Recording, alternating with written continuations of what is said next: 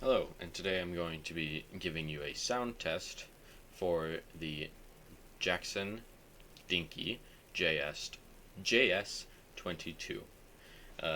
This obviously isn't sponsored, so it'll be my honest opinions on the guitar. I won't be doing anything about the guitar itself. Online, you'll be able to find many more professional made reviews for how it's built, but I just wanted to give you some clean and high gain tone sounds. So first, I'm going to be starting with the neck pickup on each tone, and then I'll go to the middle, and then the bridge.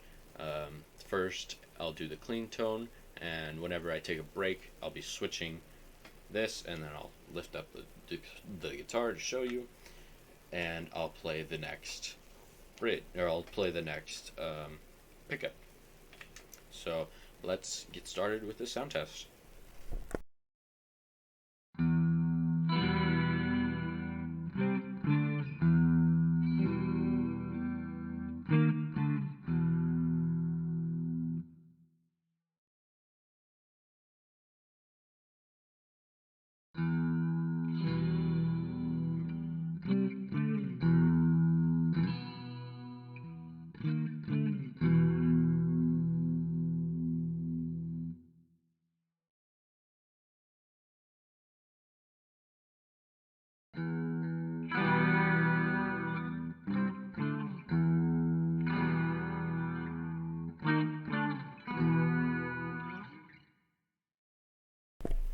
Now, I'll do some high gain tones before I tell you my honest opinions about the guitar itself.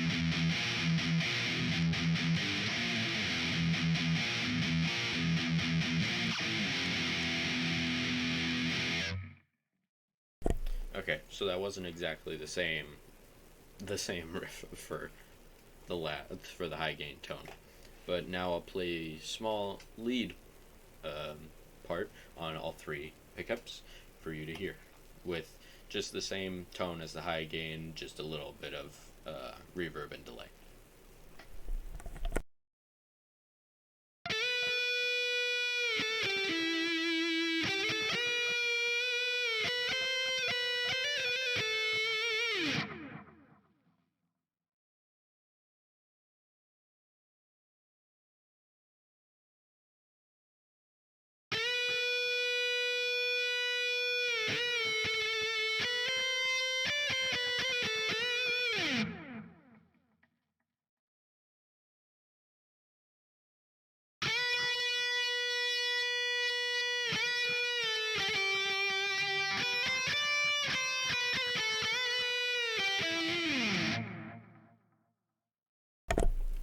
So the neck pickup I find is really good for those soft, melodic, like creamy almost tones.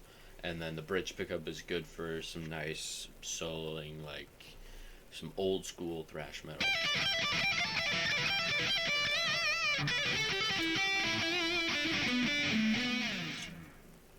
Which, that's what this guitar is. It's a metal machine.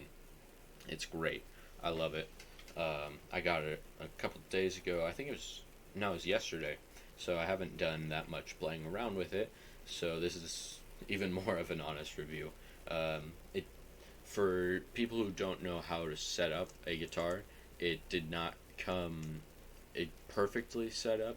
It came very good, in very good condition, no scratches on the paint or anything, and it was still playable. But the truss rod needed to be adjusted, the action on some of these needed to be fixed, and the pickup placement needed to be raised just a little bit. But it's a very good guitar once you know how to set it up, and I love these shark inlays. They're one of the best parts about this guitar. Um, and let me give you a little close up on them. As you can see, they're very nice. I'm not sure the material of any of this guitar. Um, I just know how to play it. These are the stock Jackson pickups that it came with. Um, they are not the any Seymour Duncan ones that more expensive Jacksons might come with, um, because it's not a super expensive guitar. Which I'll leave a link to it down in the description, so that you could look at it yourself. Maybe do some more digging.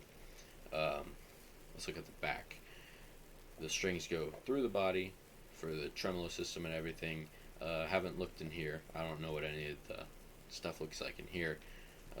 It is a bolt-on neck, which is what all of my guitars have.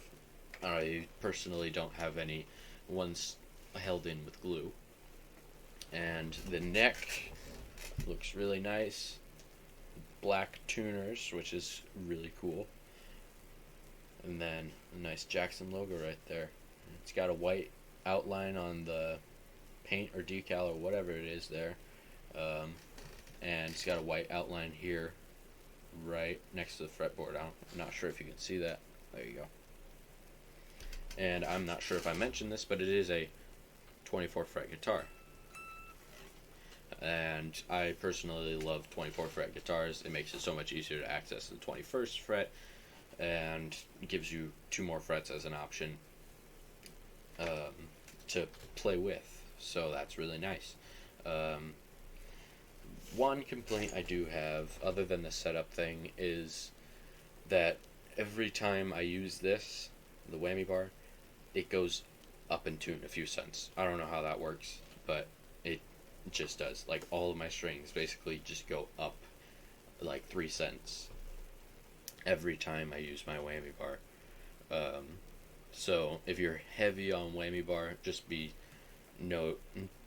note that. Which, I mean, unless you have like a locking nut or maybe even locking tuners, it's not gonna stay in perfect tune every time you use your whammy bar, no matter what guitar it is. If it doesn't have locking nut or locking tuners, it's not gonna stay in perfect tune.